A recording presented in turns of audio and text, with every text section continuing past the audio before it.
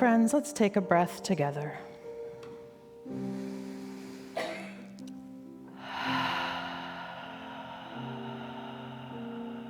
Will you love the you hide, if I but call your name?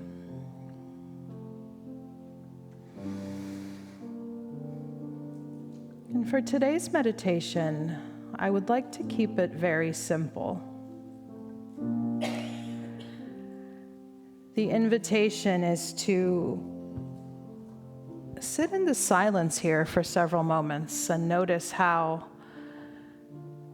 the divine, how Father, Mother, God may be summoning you. And I know sometimes silence can feel very scary, especially when we're used to talking or trying to make sense of heavy emotion. So if it's helpful, perhaps put one or both hands on your physical heart, or bring your hands into a favorite gesture for prayer and receiving. And remember, your breath is here to support you in this silence.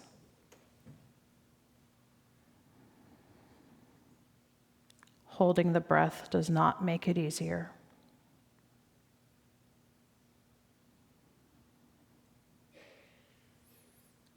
So let's take a few moments to listen.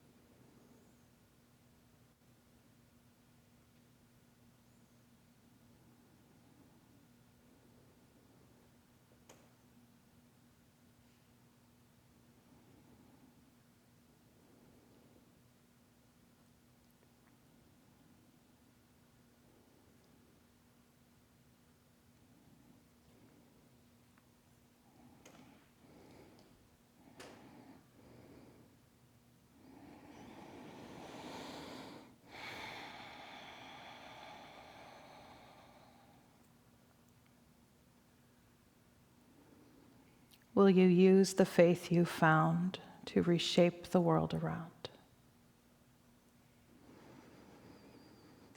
So my friends, if your eyes have been closed, I ask you to gently open them. Take your time, reconnecting with the light in the room. Perhaps take a stretch or a movement. I never get offended if I see people stretching or moving or getting up. The body needs that often.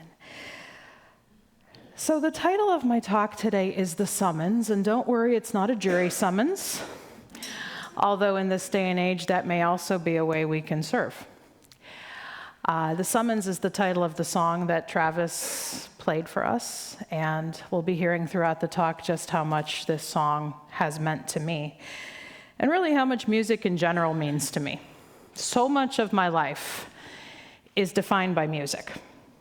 My mother and father met in the late 1960s at a national festival celebrating Croatian music and folklore. My mom was in a group in Youngstown, Ohio, my hometown, and my dad was in a group in Cleveland.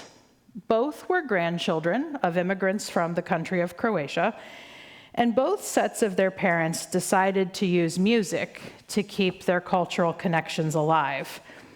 Even though my parents' marriage would eventually crumble, it's still a beautiful thing to consider that I'm literally alive because of folk music, the music of my people, the music of my ancestral homeland. I would eventually go on to sing and dance in the Youngstown group from the time I was 4 until I was 12. Also during that time, I went to 2 different churches.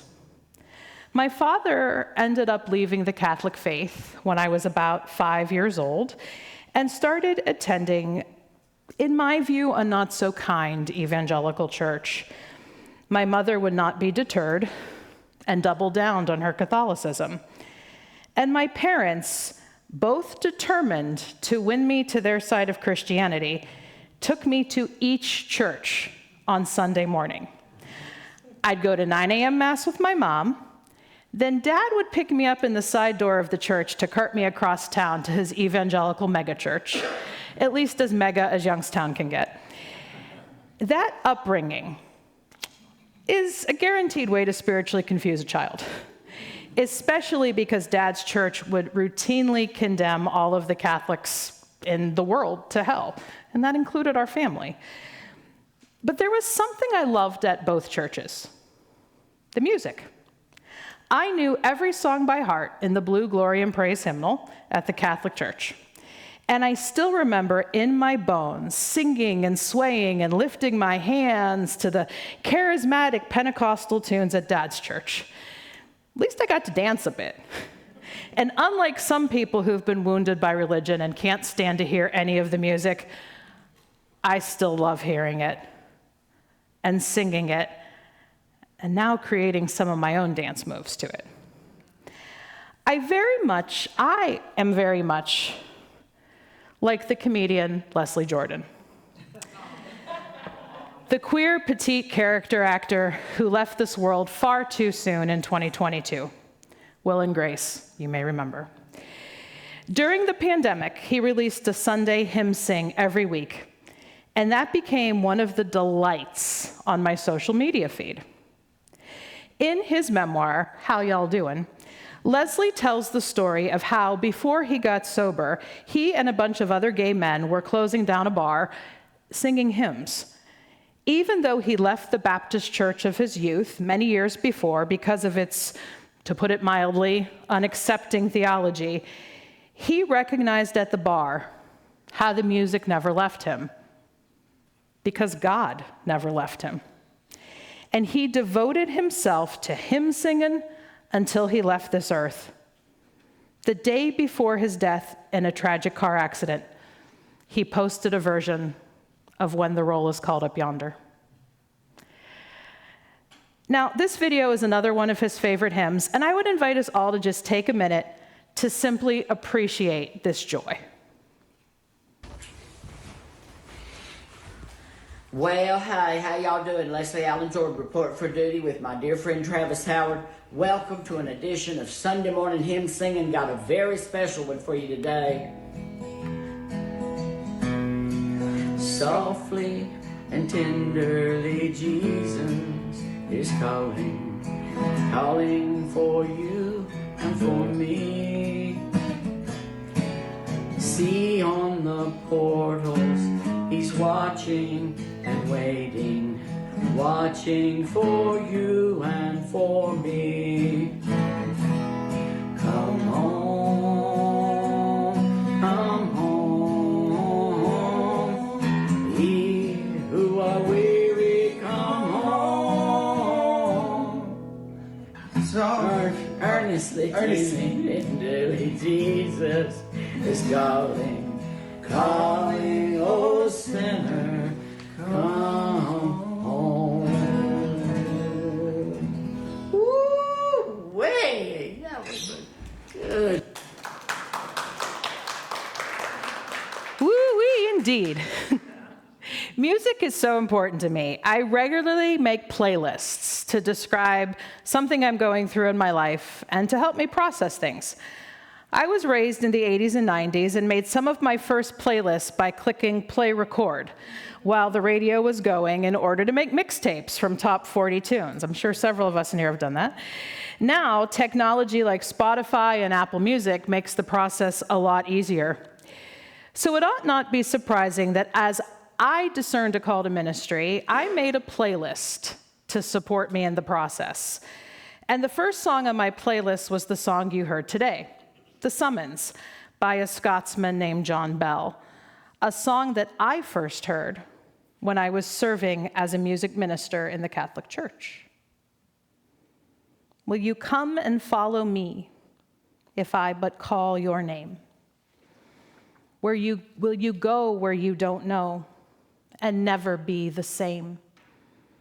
Will you let my love be shown?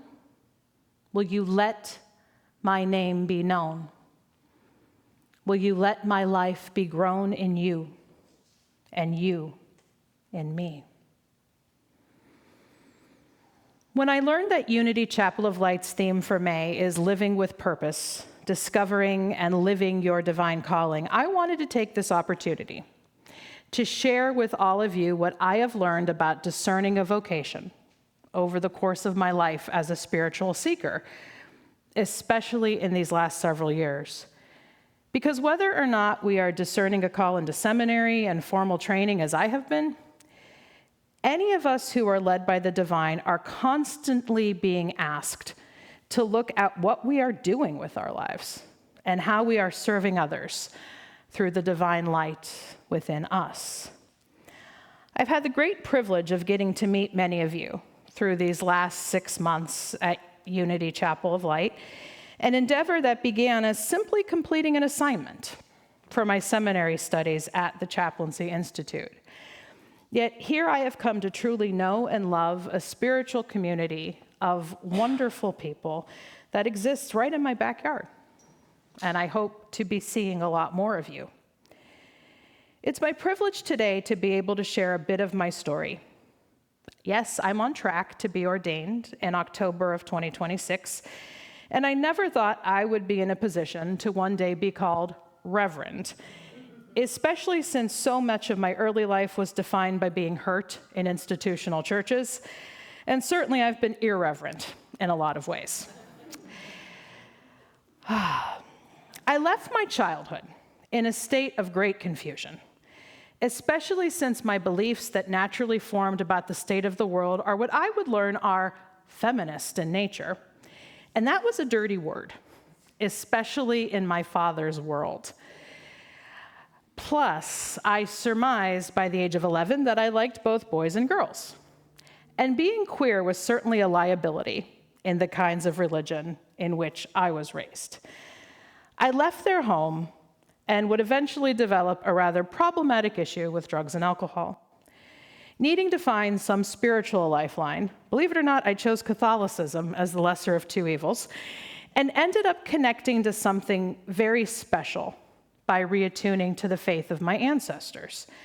I ended up working for some rather traditional expressions of the Catholic Church, and then attended one of the 5 most rigidly Catholic graduate schools in the country when I went back to school to complete my Master of Arts in Clinical Counseling in 2003.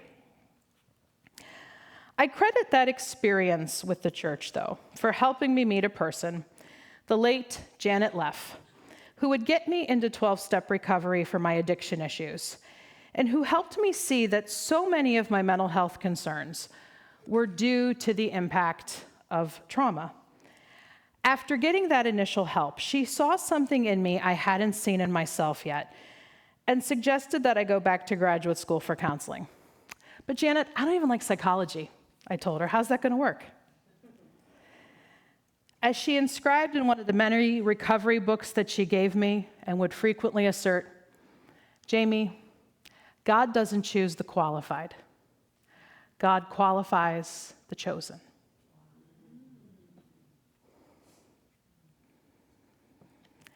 Will you leave yourself behind if I but call your name? Will you care for cruel and kind and never be the same? Will you risk the hostile stare should your life attract or scare? Will you let me answer prayer in you and you in me? Caring for cruel and kind has defined the last 23 years of my life. I've enjoyed my work as a clinical counselor, eventually developing a specialty in the treatment of addiction, trauma, and dissociation. While I have never lost my passion for helping clients, in the last decade, my work has focused more on writing books and offering continuing education based on the curricula that I've written in the field of trauma therapy. I've had the chance to travel the world in order to teach, going to places as exciting as Hawaii, Australia, and my family's homeland of Croatia. During the pandemic, I was one of the early leaders in making training for therapists more accessible in the online format, allowing my business and my reputation to, quite frankly, explode in my field. I've been privileged to have a satisfying career, doing what I originally received the call to do all those years ago, when Janet told me that God qualifies the chosen. Yet, Mother, Father, God was calling me to something more. Will you let the blinded see, if I but call your name? Will you set the prisoners free and never be the same?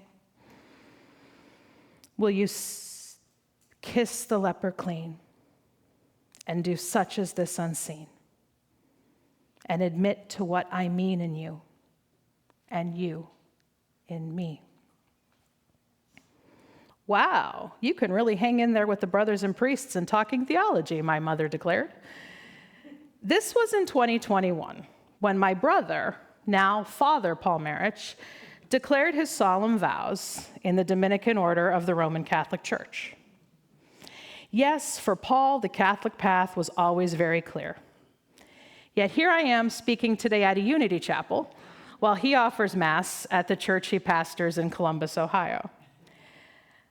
My path has been defined by honoring the roots of my Catholic faith and also recognizing that other traditions and practices have so much to teach me about the God of my understanding, who cannot possibly fit inside the box of any one church. At Paul's celebratory dinner, several of the brothers and priests were talking about the role of beauty in the church, and I joined in. My mother's comment about hanging in there with the boys somehow meant a lot to me, because although I thanked my mother graciously for her compliment, what I really wanted to say to her was, yes, queer feminist people like me love Jesus too. And studying theology is not just something that is for priests and the learned men. My brother was ordained a priest in the Roman Catholic Church in May of 2022. That picture still gets me. Although his chosen expression of Catholicism is a more traditional and conservative path than the one I walk, I am fiercely proud of him for following the call of his vocation. My brother is a very pastoral being, and his ministry to me, even when he was a teenager, and I was a struggling wreck of a human due to my addiction and mental health, saved my life. The first person he blessed upon being ordained was my mother, and then he blessed me. As my mother and I greeted family and friends in one of the side chapels at the National Basilica in Washington, D.C., following these blessings, I heard that still small voice inside, maybe you're supposed to do this too. Now, if you know anything about the Roman Catholic Church, with the exception of a few small breakaway orders, women can't be ordained. Sure, I would have the option to pursue a vocation as a religious sister or as a lay member of a religious order. Yet, that didn't feel like what the message was about. Like any good summons, I let the seed be planted, and then I listened. The next month, June, was Pride Month. My dear friend, Reverend Simon Ruth DeVoyle, who serves with me on the Abbey of the Arts Wisdom Council, agreed to do an interfaith healing service for Pride online, sponsored by my company. Listening to Simon minister in song and also preach, especially as a transgender man, fills me with awe and wonder. I felt how beautiful it is to have people who are out and comfortable in their own skin as part of the LGBTQ+ community also serve in ministry.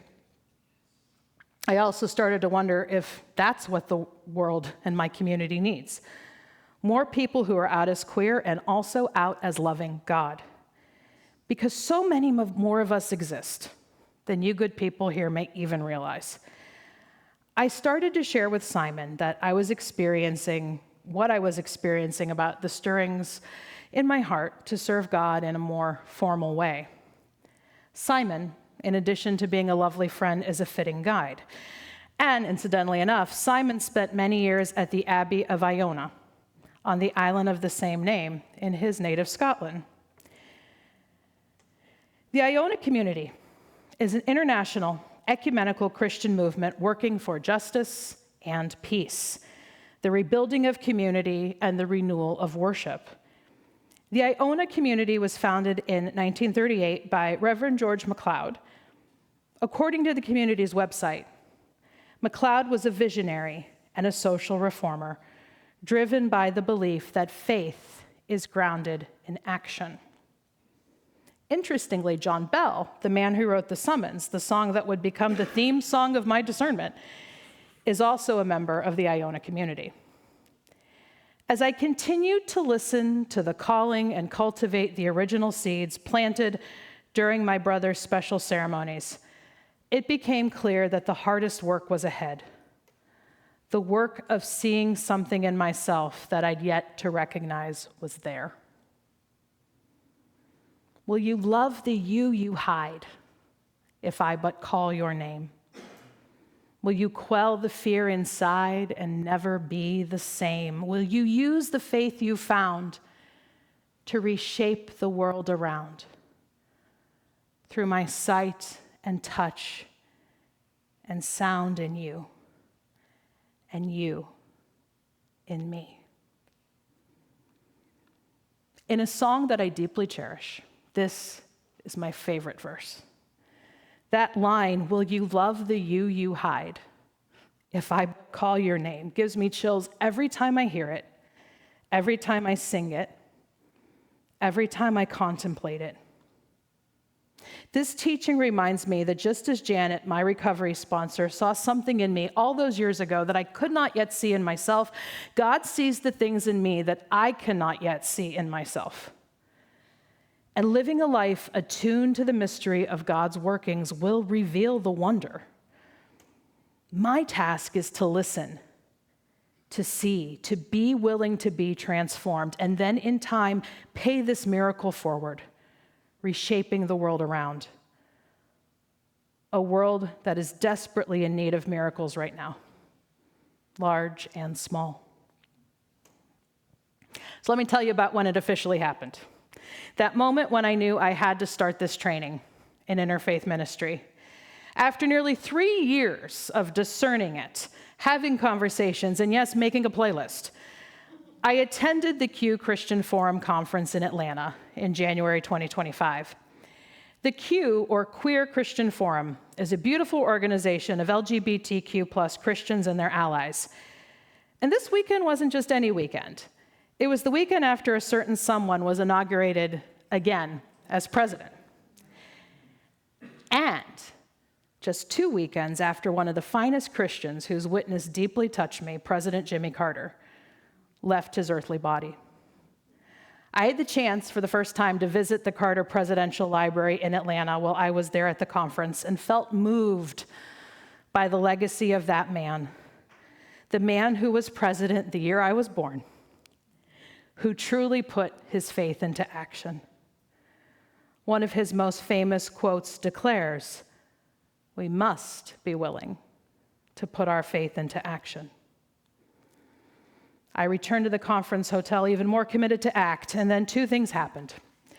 First, I saw a sticker for a seminary who exhibited at the conference which declared theological education is resistance.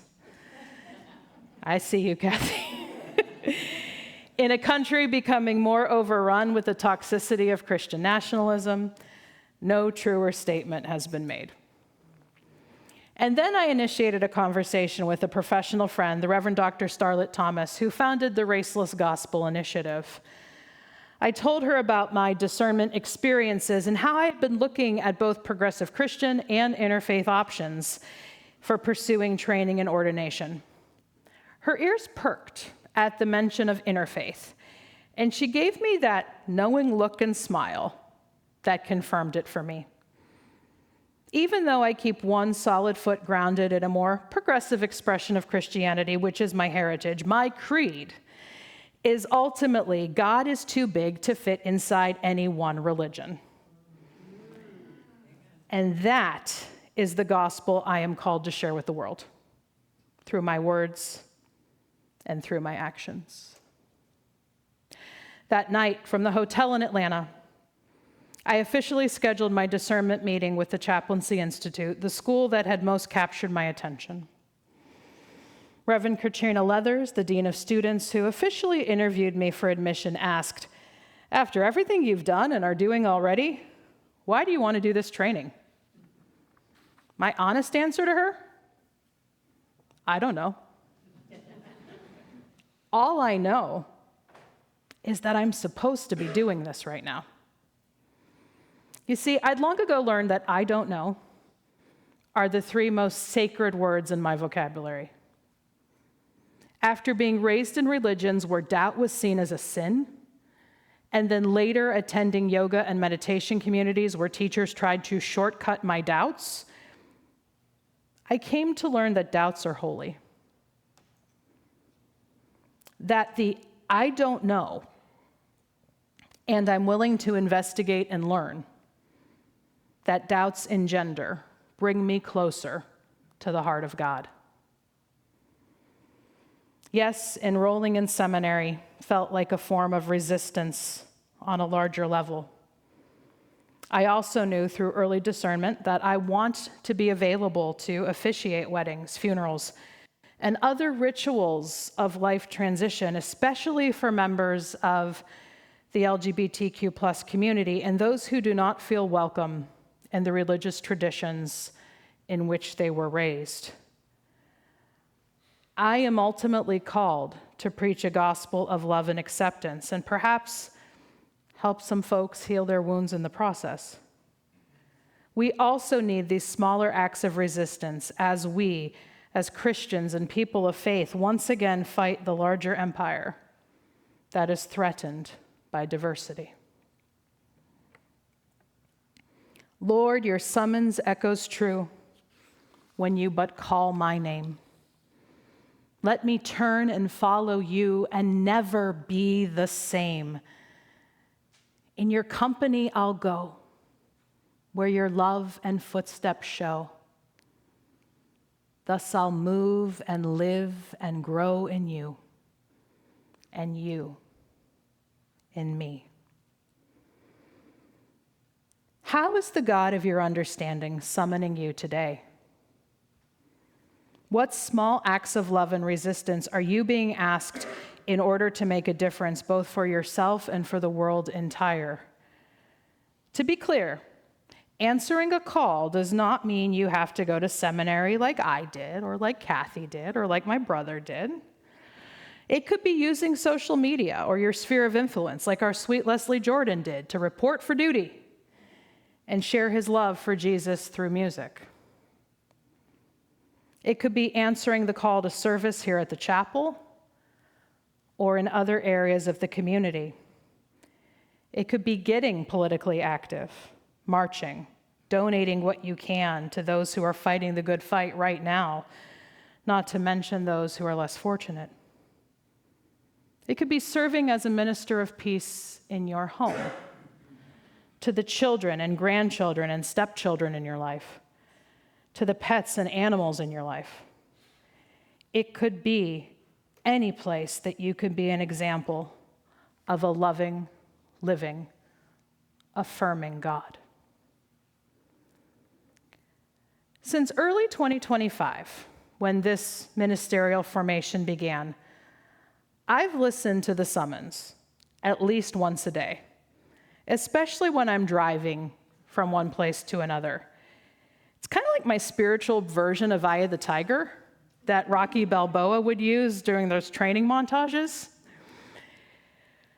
When I told my friend, Reverend Simon, that I was preparing this talk on the ethos of the summons and what it has meant to my discernment, he shared with me that the Iona community, where he and John Bell experienced so much of their formation, has no time whatsoever for spirituality that is not connected to action or social justice. will you use the faith you found to reshape the world around? Will you, my friends? Even if you don't quite know where you're going yet. So for this week, I asked Travis if he would be willing to do something a bit different. I know that we are used to having a song for meditation and a musical response to the message. Since my talk this week was so grounded in one song, I am calling for a reprise. I will put the words up here on the screen, and it would be my honor if you would sing along with me, or dance along, or sway along, or move along. And if this song, friends, doesn't do it for you, I would ask that over the next week to consider what song, sacred or secular, might be an anthem for you during these times. What would be the soundtrack of your training montage? An anthem that defines being a wanderer for the divine, going where you may not know and answering the call, yet knowing that you will never be the same. Take it away, Travis.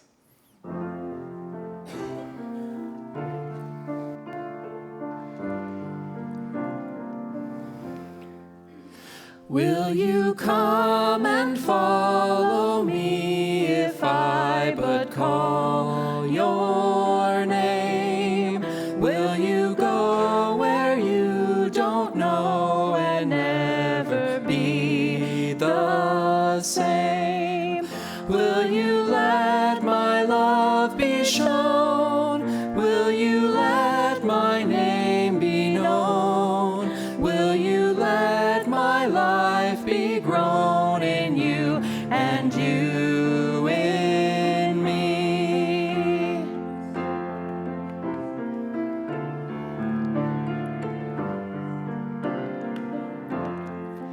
Will you leave yourself behind if I but call your name? Will you care for cruel and kind and never be the same?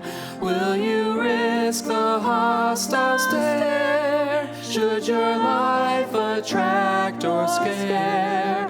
Will you let me answer prayer in you and you in me?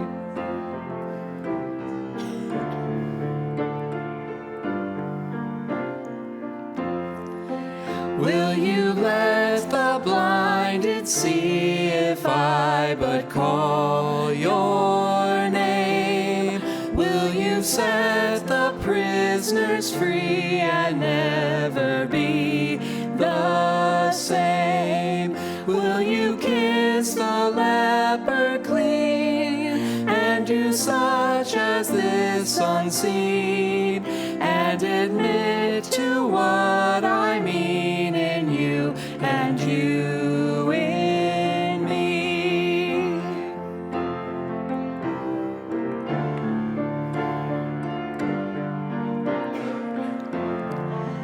Will you love the you hide if I but call your name? Will you quell the fear inside and never be the same? Will you use the faith you found to reshape the world around through my sight and touch and sound in you and you in me?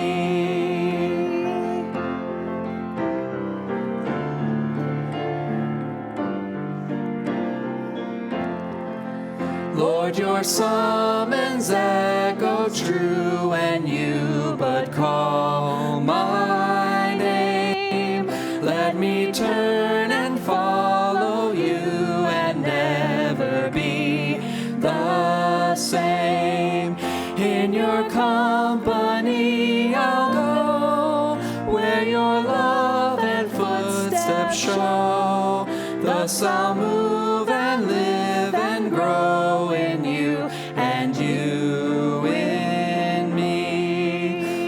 Yes, I'll move and live and grow in you and you in me.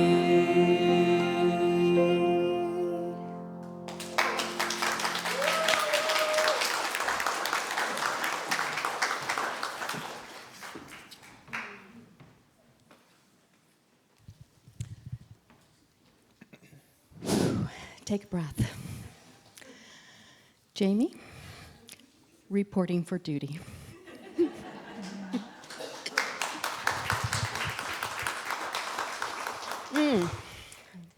That was something special that just has really touched my heart, and I'm sure many of yours. And growing up in that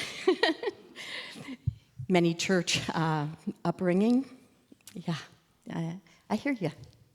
I hear you, friend.